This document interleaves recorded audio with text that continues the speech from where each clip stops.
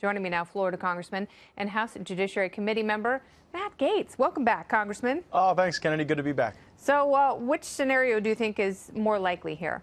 I don't think we get out of this with a win-lose. I think that both sides have to get something. That's why I was supportive of Senator Lindsey Graham's proposal to allow TPS residents, a lot of whom came here from, Haiti when there was a terrible earthquake there. They came from war-torn parts of Asia. Now they own businesses. They've been here for, in some instances, more than a decade. And I don't think the people who followed the rules and followed the law should have to go home while people who came here illegally get to stay. And so finding a solution for those folks, maybe providing a 3-year temporary work permit for DACA recipients in exchange for wall funding that starts with a crooked number. That seems like something that could get us all out of this, but I've shared with the president. I've also told Democrats it can't be a win-lose because we both have to work together to move the ball forward. Yeah, and everyone's too dug in, and there's too much hubris in order for anyone to admit loss here. But Lindsey Graham and Joe Manchin have been talking about DACA, TPS, and a $25 billion comprehensive package. Do you see anything like that gaining traction? Because it seems really dumb to go through this process every time the wall needs more funding.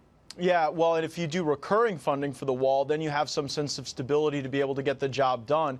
I would support that. I think that makes sense. Like, why would the American people not want to have a solution that provides some semblance of security on the border, makes our neighborhoods safer, ensures that we're able to have rising wages in this country, and that also creates some opportunity for DACA recipients to be able to work and contribute to the economy without a pathway to citizenship. So I like that. I don't know who's against it, but here's my problem, Kennedy. Like, where is the Democrat plan for border security? We've heard all Democrats from Senator Barack Obama to Dianne Feinstein to Sherry Bustos and John Sarbanes in the House say border security is important. So if that's true, why don't they have a plan that would secure the border? If wall is offensive to them, what is the idea that gives some sense of security to American families that our country's not going to be overrun? If you were a Democrat, what would you do?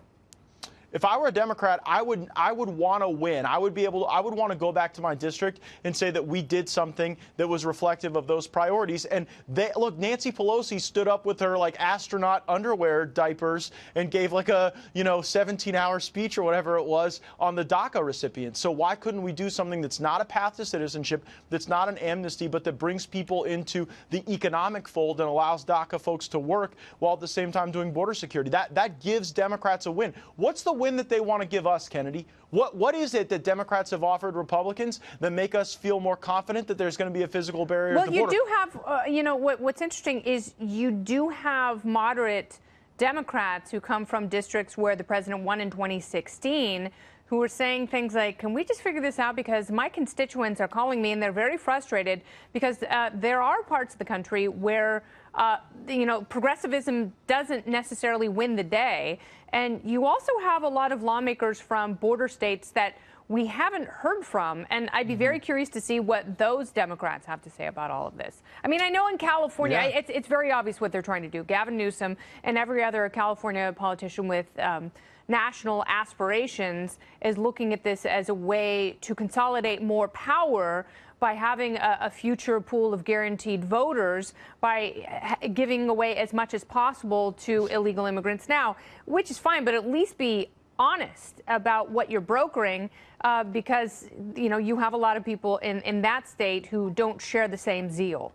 Well, that hubris is why it's so hard to get a deal. And how are we supposed to negotiate with people that tell us that a wall is racist and immoral? When my colleague David Cicilline was asked why a wall was immoral, he's a Democrat from Rhode Island, he said, well, you'll have to ask Nancy Pelosi that. So she's actually getting out further on her skis than her own members are. But, how can we get to a compromise if they voted for wall money last Congress and now they're saying a wall is immoral? It's a moving target. Here's what you have to do, because you have some hardliners in the Republican Party who don't want to hear anything that even sounds like the word amnesty. And you have progressive Democrats who think that ICE should be abolished. So it seems as though you have coalitions more toward the middle in both parties, and you guys have to work together. So instead of calling each other names, why not figure out a few deal points like Lindsey Graham and Joe Manchin are doing? No, I support that deal, and I'm laying out things that I think would work. Spending more money on ports of entry. Democrats actually support that. There's a lot of Democrats in these border towns that would like to see an investment in the ports of entry. So that's yet another deal point that I would propose. If you're really talking about drugs coming into this country, they don't come in through holes in the wall.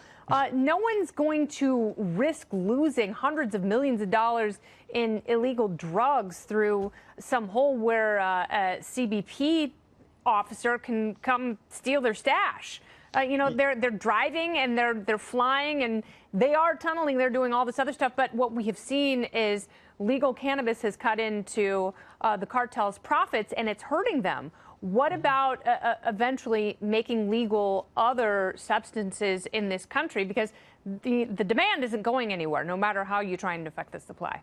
Well, what you're absolutely right about, Kennedy, is that because we have democratized legal cannabis, the cartels aren't moving marijuana over the border to the same degree. They're moving fentanyl. They're moving heroin. Yes, why are they moving all that stuff? Because it's illegal. No, it's not because it's illegal. Well, yes, because it's illegal here, and they can't sell cannabis like they were before. So if we make a shift and realize that people are going to buy it anyway, so it's better for people to buy something when they know what's in it, as opposed to something that's been cut with God knows what, including Listen fentanyl. to you making an argument for freedom and libertarianism. Your 9 o'clock viewers are not disappointed. Yeah, no, this whole notion that, when we actually empower people, we get better outcomes across the board and we make all our problems easier to solve. I asked Kristen Nielsen, this head of Homeland Security, because you see this data that says legal cannabis in the country reduces violence, reduces cartel activity, why don't you take a position in favor of it? And she said she would take that under advisement. So the linkage between the policy decisions we make here and the incentives for cartels to bring drugs across our border